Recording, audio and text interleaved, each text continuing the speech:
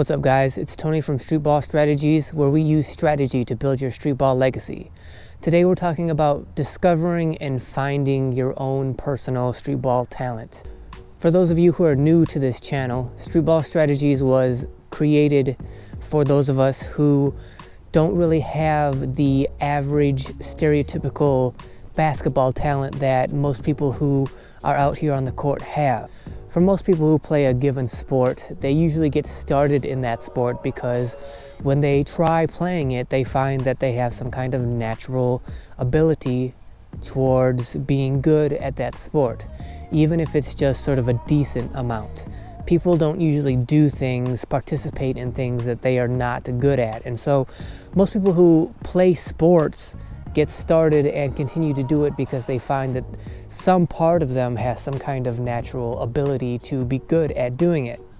But this channel is built upon the idea that we love basketball and we can't get enough of being out here, but we don't really have the kind of talent that you would stereotypically associate with basketball, right? We can't jump high, we're not that tall, we can't run that fast.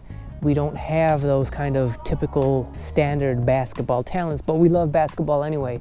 And so we're trying to figure out and strategize ways to close the gap between us and the people who are more talented than we are.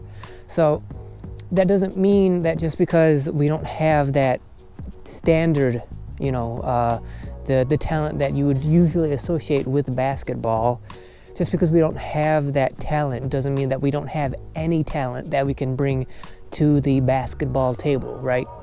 It's all about taking talent from other realms of your life and figuring out how to apply that to basketball. So let me give you guys two examples from my own experience. I'll give you one physical example and one mental example, okay? So the physical example would be that because I spent so much time as a kid and a teen out on the basketball court, I built up a endurance and a stamina to being on the basketball court. And it was very specific to the basketball court. For example, if I tried to play soccer, I would feel physically, cardiovascularly, like I was dying. But because I spent so much time out here, I found that when other people my age, my teammates, strangers, whoever it was, as long as they were my age or even younger, in between games, they would start to fatigue and get tired, whereas I wouldn't. And that wasn't something that I had planned or something that I trained for. I just found that I had acquired this stamina because of the amount of time I was spending on the basketball court. So that wasn't a talent that I brought in from another aspect of my life, but had I applied myself to another sport, say like cross-country running, I think that talent would have emerged from doing that sport as well. It was just a matter of the fact that I chose to apply myself to basketball, thus that talent came to the surface in the context of playing basketball. In terms of the mental aspect of talent, when it comes to my experience with basketball, is when I was a kid and I was just on the court by myself with a basketball, I had no idea what I was doing. I just loved the sort of movement of basketball, right? I loved dribbling, I loved running, I loved jumping, I loved chasing after the ball. I just loved sort of the movement of basketball, and I wasn't playing against anybody. I was usually on the court by myself, and I just loved how being active and moving around the basketball court felt. And then as I got older and I decided that I wanted to explore my potential to see how good of a basketball player I could become, and when I started to value winning and losing and thus teaching myself the strategy of basketball, that is when I sort of started to develop my mental side of basketball. I could then start seeing patterns on the court. I could start seeing passing lanes. I could start seeing angles of rebounds. But not only that, I was Also, subconsciously noticing smaller things like body posture, body language, how someone was standing, how they were distributing their weight, how they would stop, how they would pivot. I would notice all these small things all at once to go along with what kind of defense is the defense playing, how is the formation of the basketball on offense, in terms of the position to the ball, how are they moving it, what side of the court are they attacking on, that kind of stuff. I would notice that the more I studied the game, the more I recognized and were aware of those things sort of all at once. And again, that wasn't something that, going into the idea of wanting to explore my potential as a player, that I had planned. I didn't know that was part of my repertoire as a player. I just wanted to study the best players on the planet, and in the process of doing that, I discovered that I could see the court in that way. And so that's my example of a mental talent that I was able to bring to the table as a basketball player that I wasn't aware of when I had started my journey of trying to build my own basketball legacy. So find the tools that you use when you do those other things well. However your process is when it comes to doing those other things well, take that process, take those tools, take those things that you do that make those things good, and figure out how to bring them into the realm of basketball. Now, in terms of basketball specific talent that you are not going to be importing from other aspects of your life, when you're just talking about the talent that you find specifically here on the basketball court, again, that's not typical basketball talent. Really, the only way to find that talent in terms of the same kind of way that I did with my stamina or my court vision and court awareness, the only way to find those kind of talents is to play ball and to put yourself in as many different situations and scenarios out here on the court as possible. So maybe when you have the opportunity to play full court out here, you discover that you have a unknown talent for playing well in full court basketball conditions. And you would have never known that had you only ever played half court. But when you play full court, you find that for whatever reason, you are more adept than other players at being good at full court. That's something that if you had not put yourself in that situation and in that scenario to play that full court game, you may not have realized that that's a specialty of yours. And make sure that it's not like a one and done deal. So you're not just gonna play one game of full court, play well, and decide that now you're a full court specialist. You need to repeat these scenarios as frequently as possible as well. So maybe it's just a fluke that one game that you play a better full court game than most people out here.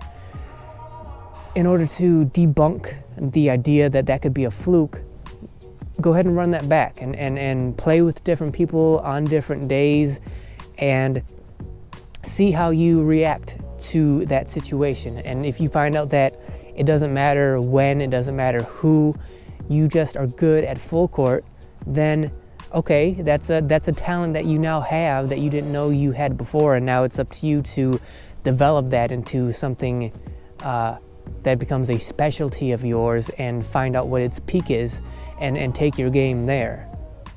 And with the idea of being a specialist at something, don't think of talent as something huge and gargantuan, right? You're not looking to unlock, the secret ability that you have to sprint up and down the court faster than everybody else. If something that huge and that obvious was a talent that was within you to begin with, you would have discovered that very soon in your journey down your basketball legacy. What I'm talking about here are things that are more subtle, right? For instance, you may find that you have better balance than other players on the court, or maybe you have quicker hands than other people on the court, or maybe you have better peripheral vision than other players, so you can see out of the side of your eye action that's happening better than other players on your team. Those are the kind of things that I'm talking about when it comes to discovering your talent. You have to put yourself in situations and scenarios in order to enable yourself to find and discover those talents, but don't expect them to be like, oh, I can dunk and I didn't know I could. That's not what it is.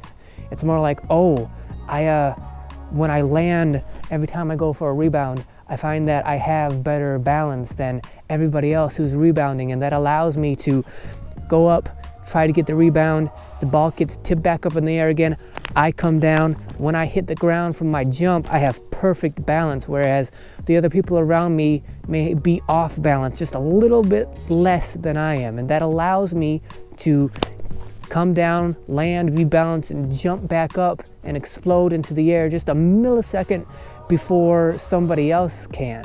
And that may not stand out in your mind as being something that's super sexy and huge in terms of basketball talent, but it counts. And if you find that and you develop it and you figure out how to take that talent to its peak, then you can use that as part of your arsenal as a basketball player.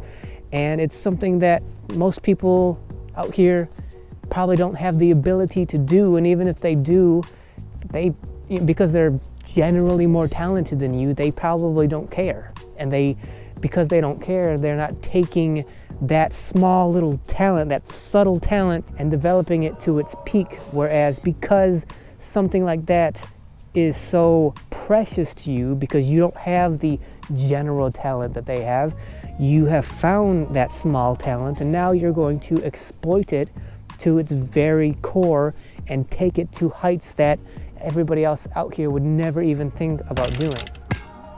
Remember that your talent may not be something huge, and it may not be something like you're the fastest guy out here, but it is your talent, right? And maybe someone who has the talent of jumping high, maybe that's all they have and that's all they value, whereas you can find small talents here and there. You can bring talents in from other aspects of your life and you can apply them to the basketball court.